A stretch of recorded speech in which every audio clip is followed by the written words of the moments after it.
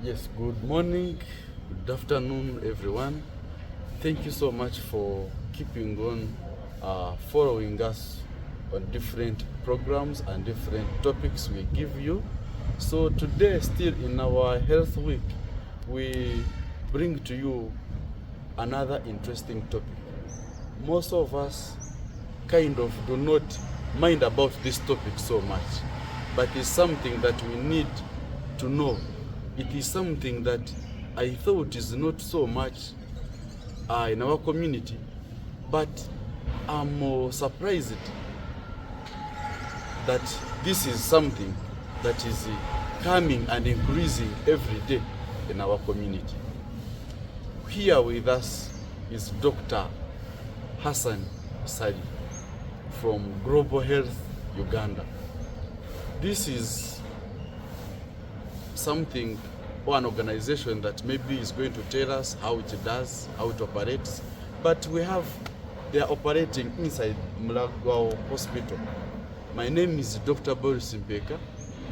I'm going to interview Dr. Hassan Ssali on your behalf. Dr. Hassan, good morning, sir. Good morning. How are you? I'm I'm privileged for the opportunity you have given to me. Sure. you on this program. Thank you so much. What is Global Health Uganda? Our dear viewers, Global Health Uganda is a research organization. It ventures in quite a number of research, more so in children, the pediatrics. It deals mostly with research that has something to do with the neurodevelopment or the development of the brain and the various conditions that affect the development of the brain. Yes, that is what basically the organization does, and it operates in health facilities, one of which is Mulago, Jinja, Lira, and quite many others. Okay, thank you so much. I think you are dealing with very many diseases, but for today, we want us to help us and educate our people and educate us about sickle cell disease. Is it sickle cell? It's sickle cell disease. What is sickle cell? Is it something we need to worry about, by the way? Sickle cell is indeed something that we need to worry about. Yes. Sickle cell is a genetic disease. Genetic disease that causes our red blood cells to assume a sickled shape. The normal red blood cell is supposed to be biconcave disc shaped. Biconcave disc shaped. That is the normal red blood cell. Red blood cells, they are the one responsible for transporting oxygen and carbon dioxide. Yes. Okay. So their normal shape is biconcave disc shape. Okay. But then for the case of the sickled cell, a person who has that genetic disease, it causes those blood cells to assume a sickled shape. Like the one we use in the village for cutting grass. Exactly. Grass. Actually, yes. That's where it picked its name, because that is the shape that it assumes. Okay. For those viewers who don't know that shape or who don't know the sickle, at least you can take an assumption of a half moon, that new moon, the shape it takes, the crescent shape. Okay. Yes, that is what the red blood cells appear like. Okay. So when they say you have sickle cell disease or sickle cell anemia, it means you have both the normal shape of the blood cells and the sickled red blood cells, but the percentage of the sickled red blood cells is bigger than the percentage of the normal ones. Oh. Yes. So now in East Africa or in Uganda here, is it something we need to worry about? Sickle cell? Do we have it? Indeed, we need to worry about sickle cell. Yes. Because sickle cell is increasing at a terrible speed in Africa. Terrible or speed. low developed countries. Yes. Hey. In Uganda, in the past years, the statistics of sickle cell were a bit lower. We had very few. We don't know why. We assume that actually possibly, many people don't know about that. yes, possibly the investigative modalities were not that complex, so people didn't know much about sickle cell. Research itself was not much about sickle cell, so it's one of the neglected diseases. But now with improvement in technology and interest by health workers and actually increase the specialization of the health workers, a lot of research has been done, and it has been found out that sickle cell is such a terrible disease. When we take the statistics of Mulago as a hospital alone, we have a clinic that runs Monday to Friday. Only for sickle cell? Only for sickle cell.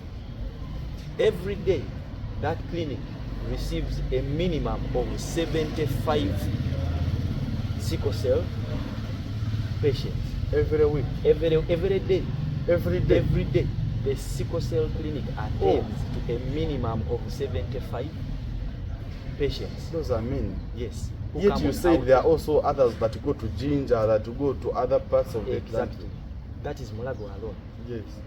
Mulago every week receives newly diagnosed sickle cell patients who are equivalent to 30. New. Every week. 30. Every week. 30. The 75 I've talked of per day are some for review. Those who are coming for review. But then every week we register newly diagnosed sickle cell patients who are up to 30 every week. That's so serious. Now you count how many shall we receive in a year as newly diagnosed. The clinic currently has 14,000 registered and active sickle cell participants. So those statistics will change because every week we add on 30. So it makes it a very big concern. So you said, who gets this disease? If I'm having sickle cell, maybe I marry someone with it, or I sleep with it, I eat with a friend with sickle cell. Do I get sickle cell? No. Sickle cell is not a communicable disease. It is not a disease that you can get because you're close to a person who has sickle cell. Yes. For you to get sickle cell, both of your parents should be having a trait or that gene that causes sickle cell. Okay. Both your parents, put it in quotes, not one parent. Both your mother and the father, biological father. They both must be having that. We call them carriers in most of the cases, but they can as well be sickle, though that is not a common occurrence. What is so common is the carriers. When we talk of a carrier, it means, you remember we said a person who has sickle cell disease has both the normal red blood cells and the sickled red blood cells, but the percentage of the sickled is bigger. Yes. But then when we talk of a carrier is a person who still has both the normal shaped red blood cells and the sickled red blood cells, but in this case, the normal ones are bigger in percentage than the sickled ones. Okay. So those are the carriers. So most of the parents are the carriers. If a carrier marries a carrier, that is when you can give birth to a sickle cell anemia. But now, can I look at somebody and I know that Boris is a carrier, or it is not possible. It is not possible. Just look at someone. So that means before we get married, we need to go and do a sickle cell test before we get married. In addition to the usual but every time you hear people when they are going to get married, they say, let's go for blood checkup, and the blood checkup is HIV. The biggest worry in Uganda, maybe because of the impact of the HIV and possibly the knowledge and sensitization about HIV. That's why people rush for HIV. But indeed, sickle cell is another big public health problem that we need to worry about before we get married. So if you happen to find out you're a carrier, you don't need to get married to a fellow carrier. Yes. So before we get married, let's also do a sickle cell test in addition to the HIV test. Even if I have identified a very nice looking lady, once I'm a carrier and she's a carrier, we just remain friends. We wish one another nice journey. That is most important. Oh, yes. That is okay. Most important. Thank you, Dr. Hassan Ssali. Now, another thing we need to know is that how do I know that my child has sickle cell or a neighbor has sickle cell so that I can tell them to come to your clinic? How do I, as a lay are there person, any clinical ways or any way how I can look at somebody and say, I think you are sickle? as a lay person, Yes. you may not know, but there are signs that we health workers base on and suspect sickle cell. The way you can get to know is by doing the test. But then there are some signs and symptoms that we look at and suspect. So if your child is falling sick every now and then, especially if they get pains, bone pain, chest pain, abdominal pain, those are the key indicators. Because under normal circumstances, why would a child of 3-4 years complain of leg pain? It's not a common occurrence. Yes. At elderly, those ones it is okay, they normally get it. But a child who is 5 years, 7 years, why would he complain of frequent pain of the legs or of the hands or chest pain, abdominal pain? You get. Yes. So those who normally get frequent pains. Then also those who tend to get frequent anemia. Every time you get a blood transfusion and you're a child, a small illness like this. Does it mean blood has reduced though? Yes, because those sickle-shaped red blood cells are so fragile. They break so frequently. So that's why you're always having anemia. So the child gets a lot of pain in the bones and in the stomach, the chest. Person has low blood. Or raise. Yes. Whether normal or not normal, when they check the blood, you do what is called CBC. You will find the HB is always low. HB is low. Yes. Okay. To an extent that they tend to get frequent blood transfusion. Okay. Then also in their growth, if compared with their counterparts, they don't usually grow at the same rate. You may find that this one looks okay, they may look somehow healthy, but when you compare with their counterparts of the same age who are not sicklers, you find that there is that difference still in the growth rate. Yes, that one also, they get affected also in that way. There's many things. Some of them even you find that their reasoning capacity is low, their performance in class is low, but all those may not focus to sickle cell unless you go to the hospital. So if you find especially someone is getting those pains, the blood they are getting transfused most of the times, put a question mark. Then go and do a sickle cell test. Is there any diseases they normally suffer from, those sicklers? Yes, sickle cell is such a disrupting kind of illness. As we've said, they tend to get bone pains, but most importantly, they normally get infections. Yes. An illness like this, just like a flu or a cough, can cause that person admitted.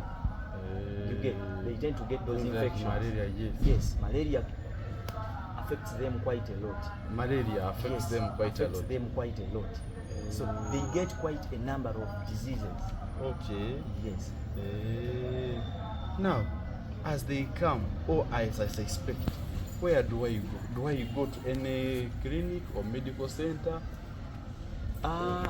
Incidentally, as I said earlier, sickle cell is one of the neglected diseases in Africa. Because the reason I'm asking that, we were advised that during COVID, that we should not go everywhere. We should go to particular places by lab people who can do for us the intended investigation or the intended aim of why we are going.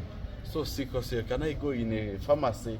They test me sickle cell or lab or as one of or a VHT can help me or as one of the most neglected illnesses in Uganda. Yes. Not everyone has enough information about sickle cell. It's true. So not every lab can test sickle cell because there are some equipments and reagents that they use to test sickle cell. Yes. So what needs to be done is if you as a parent and the health personnel who you have got in touch with happen to suspect sickle cell, then just get that person direct you to the right place. Most of the big facilities have do the test, but even those like health center FOS, or even some regional referrals which don't do the test, they can be in a position to link you, or they take off a sample and they send it to the right facility. Places. It is not your role as the parent to a suspected sickle cell person to look for that facility, because you may not find it. Yes. It is the role of a nearby health worker to refer you or to channel you to the most appropriate place, because not every place does that test. Okay. Yes. Thank you so much, Dr. Ssali. Members, we are still with Dr. Hassan Ssali, Global Health Uganda. He's telling us more about sickle cell disease. The next question we are going to ask him, because he has told us who gets it, how it presents, we can do the lab tests, and we know that someone has it. We need to ask him now, is this disease curable? When you discover that I have it, or my child has it, what should be done? That is a very, very important question. Sickle cell disease, for now, especially in our settings, we don't have a cure.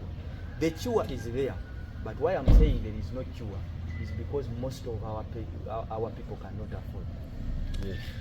The one which is approved now to be the cure to sickle cell is bone marrow transplant. Bone marrow transplant. Yes. Because the problem is in the factory of the red blood cells. It's the bone marrow that synthesizes, or that yes. makes the red blood cells. So the problem comes right from the bone marrow. So the only cure you can get for now is by removing the bone marrow, then get a donation of the bone marrow from a person with a healthy bone marrow. So that is the cure we have for now. Yes. There are others, like there are some genetic kind of procedures which are done, genetic editing, gene editing, and so on. Yes. They are there, but most of them are still under research. It's not yet approved. There are several of them which are coming up, but not yet approved. Yes. The only thing we do now in Uganda is what is called disease modification. Disease modification. We just modify the way the disease affects a person by giving you several medications. We have quite a number of medications. Once we get to know that this is a sickler, we have what we call a sickle cell package, or a sickler's package. So we give you drugs that will improve your health, that will increase the amount of blood you have, so that you don't suffer the frequent anemia. We have drugs that we give you to manage the pain, so that you don't get frequent and very severe pains. We have drugs that we have that reduces or increases, there is what we call HbF, such that if that HbF increases, there is a way it impacts on the reduction of the effect of the sickled cells, because it dilutes it, it improves oxygen transportation, and so on. So in that case, we happen to control the signs and symptoms of the sickle cell. So that is what we do so far in Uganda. Modification of disease. My child, I can live a very good life. Very, very, very well. Good. Most important is you to get to know that you have to be in the hospital for review on scheduled appointments or visits. Because just like you see diabetes and hypertension, every time or every 2 or 3 months they schedule you for review, whether you're sick or not. It's the same case with sickle cell. Once you have it, we tend to review you every monthly, every 2 months or every 3 months, depending on how stable you are and how adherent you are on medication. Yes. Once you do that, whether sick or not, you have to come on the appointment so that they can review. As we say, you can't look at a person and get to know that this is a sickler. Yes. In the same way, there are things that happen in the body and you can't tell yourself unless you come for checkup. Then the doctor can pick up an anemia that you didn't know at home. The doctor can pick up an infection that was running and you didn't know. So it's important to keep adhering to the visits for relief. Okay. Yes. Someone was also giving me another option that there's those doctors in the hospital. Whichever drug they use, they get them from herbs. Oh. So it means that an African man or woman can go get some herbs and kind of chew. What do you say about that? Do you Indeed. believe in it? There is no doubt Yes. that most of the medications that we are using, you get them from herbs. There is no doubt about that. Yes.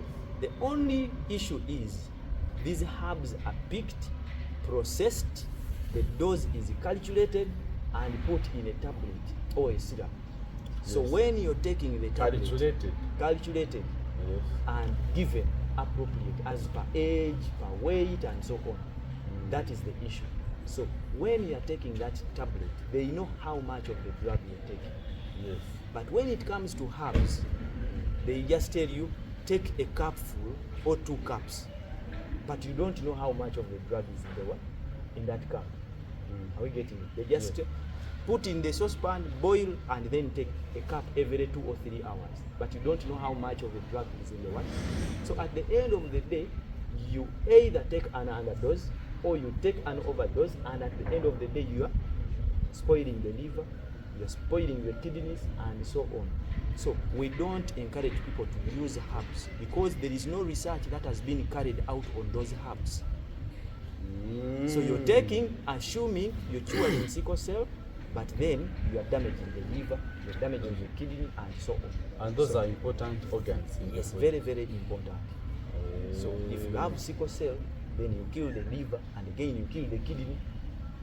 So I think you can see how much trouble you're exposing the child to. That is serious. Me, I thought instead of putting in a lot of transport to come there, can get some leaves, but you may end up spoiling other vital organs or other important organs of the body. And you know Suppose- the cost of transporting the liver, and the kidney, of transplanting the liver or the kidney. Yes.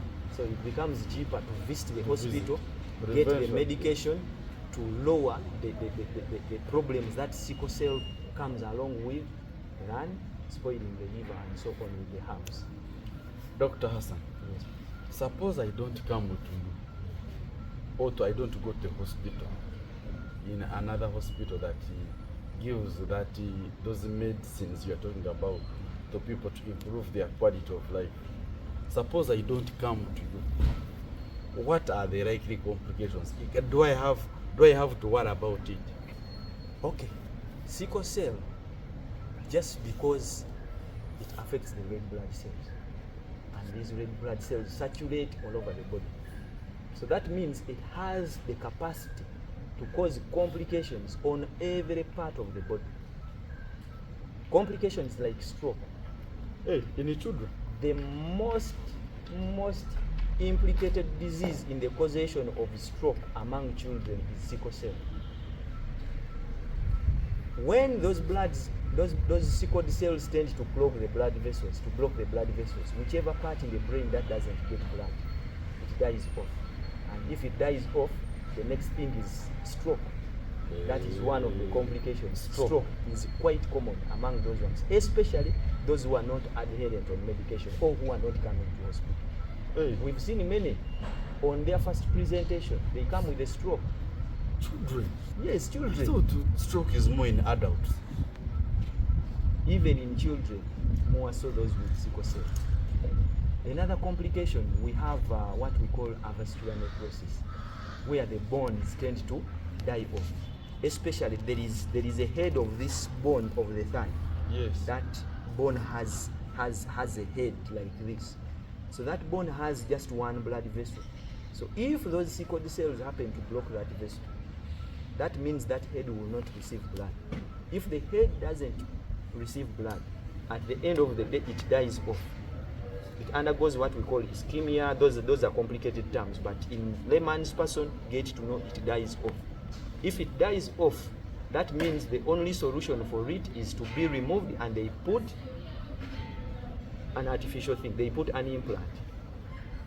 So that is one of another complication that those people get. And you trying to scare the community? No, I'm just telling you how big the problem is and the importance of you attending to that problem.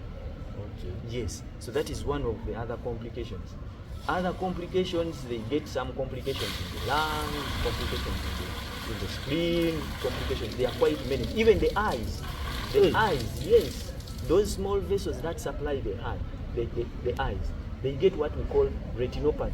Even some of the newborns, there is a research that was carried out by Dr. Idi, he's an ophthalmologist.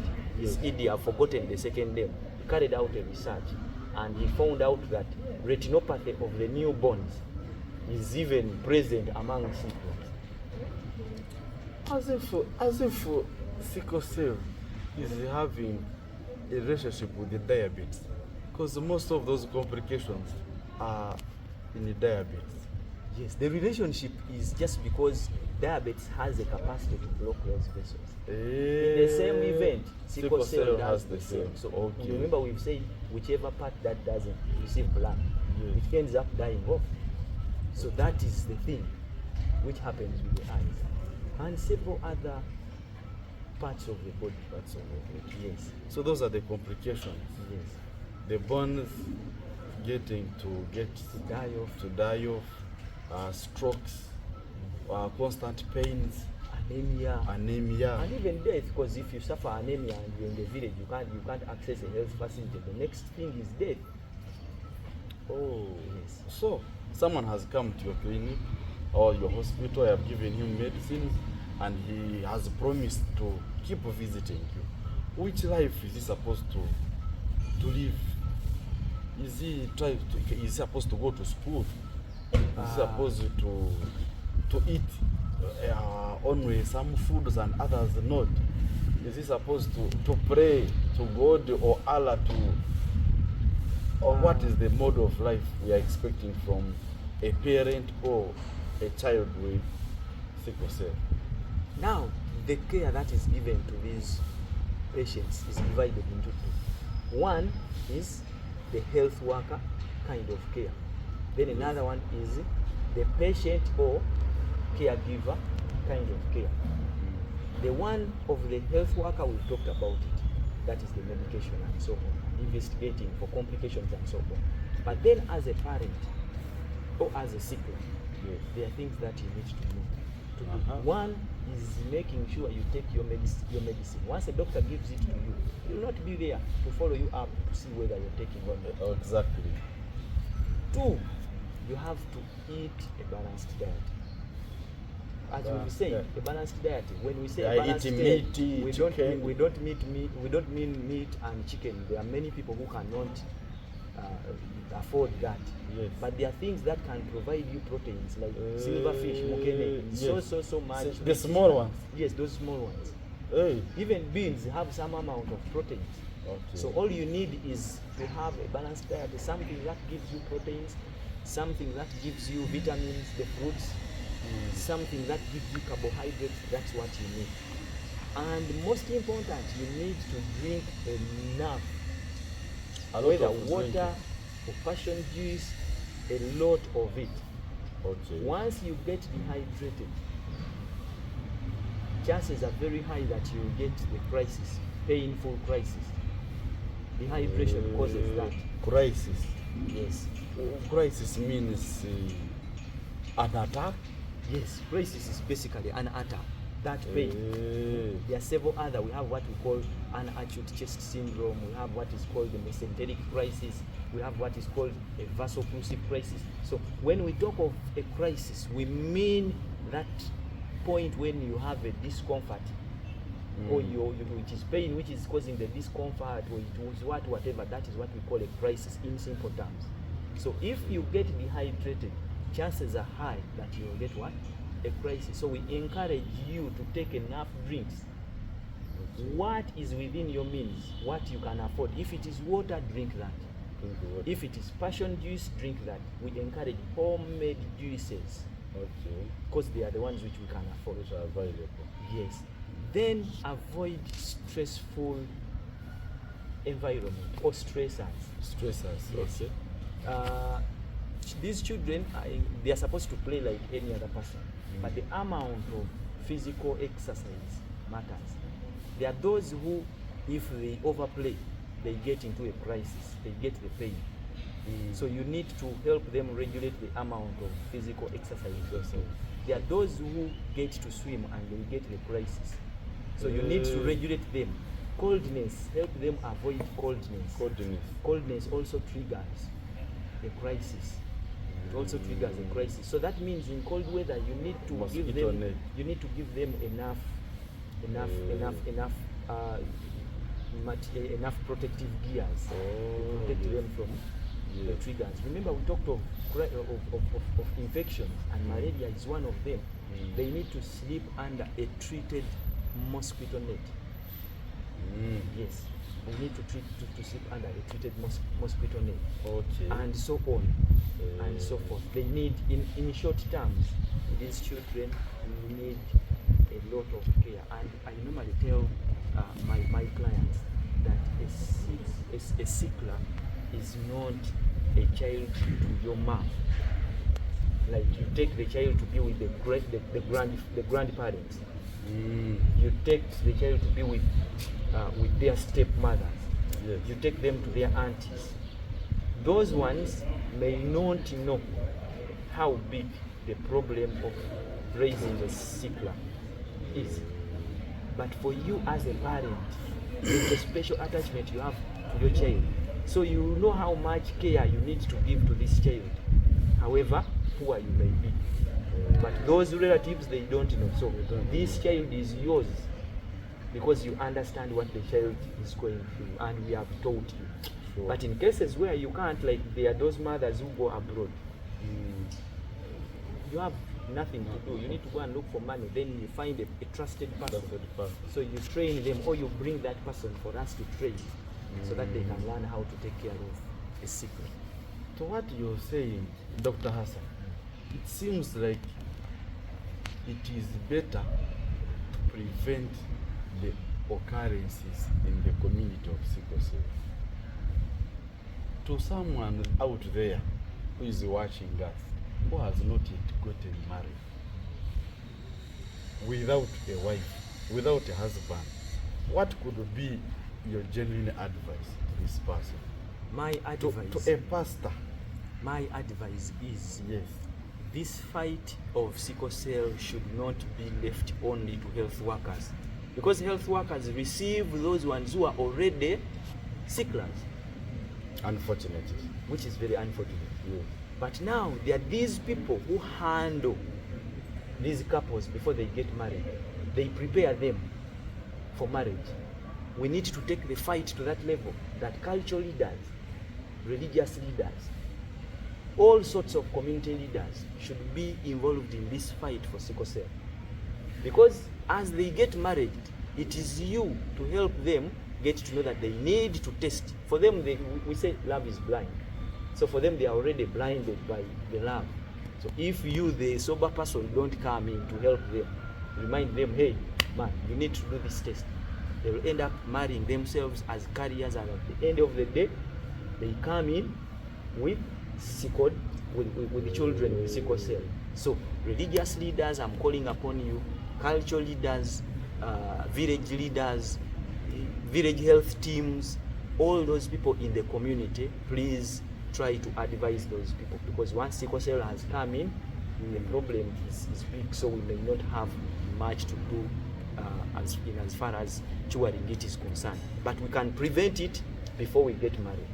So a carrier should not marry a carrier. A sickler should not marry a carrier. A sickler should not marry a sickler. So you are trying to say that we shouldn't only end at testing for HIV. Should also go for... Exactly. Okay. Exactly. But the challenge, you see, these pastors, they get and the religious leaders in the churches, the mosques, and maybe traditional people. Then you find when people have already paid the dowry, for them they are just coming to maybe to counsel and officiate. If somebody has paid dowry, the cost to me, yes, the cost of dowry is far less than the cost of taking care of a sickler. What do I mean? A sickler who is every 2 weeks in the hospital, or every month in the hospital, will deprive you of time to go to your workplace. That means if you're being employed by someone, time may come when they can no longer tolerate your absence on work because you are in the hospital to take care of the sick. That is one. Two, the money itself that you involve in buying the medication, in moving to the hospital every month or every week or every 3 months, that money. So if you add it all together, it may be more. Even the stress, the torture that you go through may cost you a lot. So to me, the cost of taking care of a sickler is far higher than the dowry that you pay. I'm not saying that people should separate. No. That is a decision you need to take yourself. But for us, our role is to tell you the truth. The bitter truth. Then we let you take the decision yourself. Okay. Yes. So it means that a parent who is preparing his daughter or her daughter, you should also ask them, have you tested for sickle cell in that gentleman you're going to marry or get married to? As a colleague, if they call you for, they put you in a WhatsApp, you need to tell someone that, by the way, we heard about sickle cell. Have you tested your guy? Have you tested your lady? I think that's what I'm trying to. That is right. That is very right. Yes. Thank you so much, ladies and gentlemen. We have been with Dr. Ssali Hassan from Global Health Uganda here in Mulago Hospital. Dr. Hassan, as you are ending this program, what is the last word you can give to the viewers? The last word that I'm giving to the viewers will focus more onto the men. If you happen to be having, if your wife happens to tell you that we have gone to the hospital and they have told me the child is a sickler, please don't say, for us we don't have sicklers in our families. Just come to the hospital and find out, and we test you. We show you how it comes about. There are several people who don't know anything about sickle cell running in their family, but then at the end of the day they give birth to children who have sickle cell. So many times we've found that men neglect these children and tell their wives, please find the father to your child, because for us we have no sickle cell. Indeed, they are not lying. They have not seen it in the family. Yes. And they don't know how it comes about. And they don't come to the hospital. It is usually the women who come. We teach the women, and women fail to teach the what? The husband. So before you neglect this child and maybe kick the wife out of the house and tell her, go and find the dad to your child, please, as a father, as a responsible father, come to the health facility. We tell you how it comes about. Then we test.